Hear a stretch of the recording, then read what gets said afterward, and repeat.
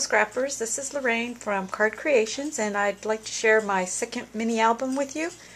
And I started out with the front cover, and I used some K & Company chipboard decorative pieces, and I added the word love and a butterfly down at the bottom.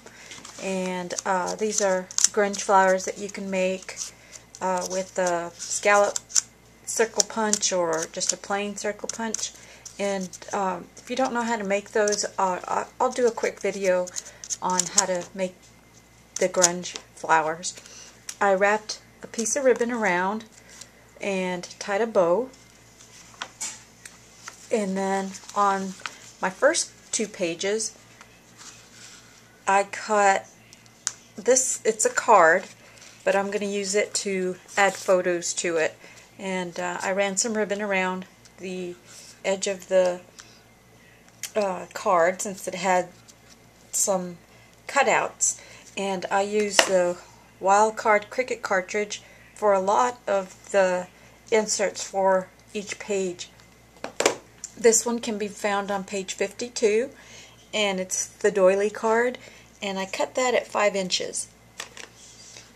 And I just added a flower to the front and then did some stamping with a butterfly stamp on the inside. On this page I added another flower with a brad, and these are Martha Stewart butterfly punches, and I did the ribbon on that also, and then just stamped some flowers with the stamp on the inside. On this page I had a leftover pocket from the first mini album that I made, so I went ahead and attached that to the front. And here's a card for journaling. Okay, and then on this page, this is a little booklet, and this folds out like this, and then you have 3 pockets to add photos or journaling. And there we go, just little tags. And here's another little tag. And then I added some plain cardstock to the front, and you could add whatever you want to that. Here's a little section here. You can tuck another card on the front if you like. For instance, you can just do it like that. And that turned out cute. And then I just added a button to the front with some scallop circles. This is in the Cricut cartridge also, and I'll show you what it looks like. It's on page 38. Get to my book.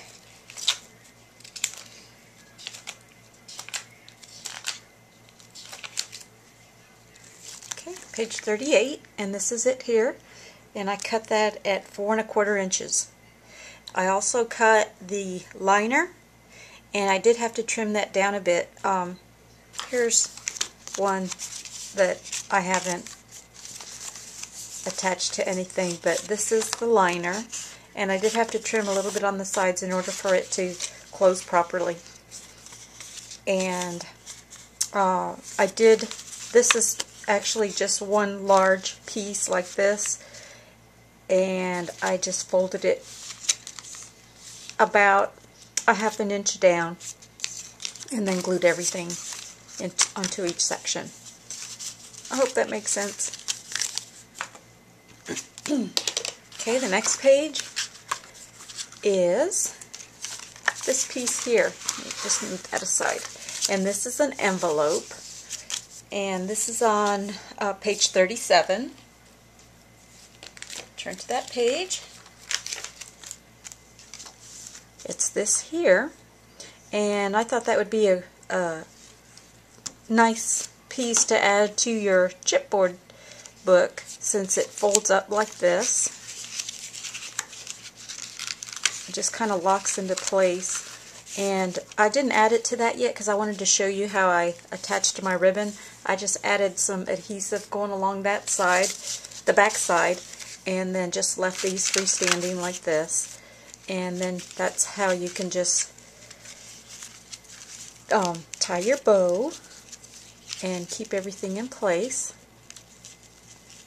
Just like that. I wanted to show you the inside again. I made some photo corners and attached them to a piece of cardstock on the back before I added to the envelope.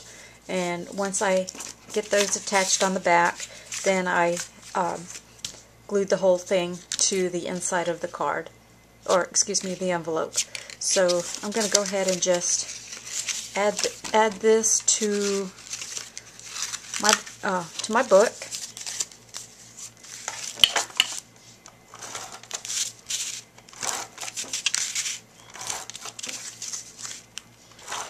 And this was cut at 4 inches.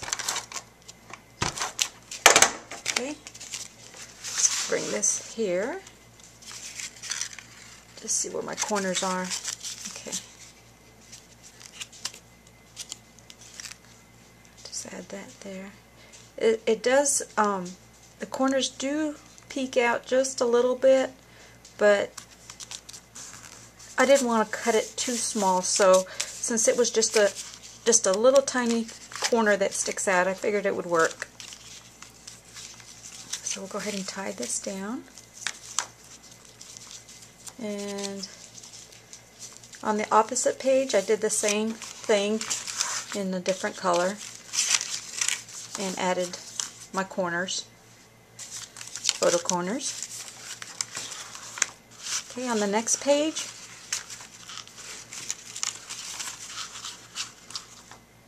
I have this. It's a card from the Wild Card Cricut cartridge, and that is on page 56. Let me turn to that page.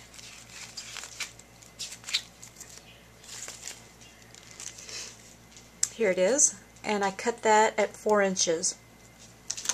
And then I added I'm not sure what these are made out of, to the front with a brad. And then this just opens up like this, and I added a butterfly up at the top.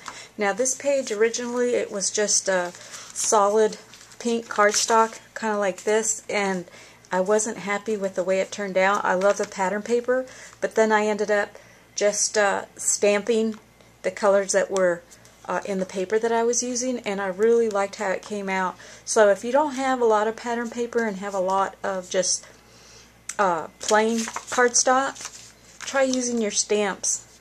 It really came out nice. I really like it. On the last page, I have the same card from page 56, and when it flips open like this, I added ribbon in the center, and I have a tag that pulls out. You could even add another photo or add another piece of cardstock here for journaling, and you can use the back side also, and that just tucks back in there. And I'll go ahead and tie this. Whoops, my camera, almost lost it. Sorry guys. Let me just go back up here and finish this off.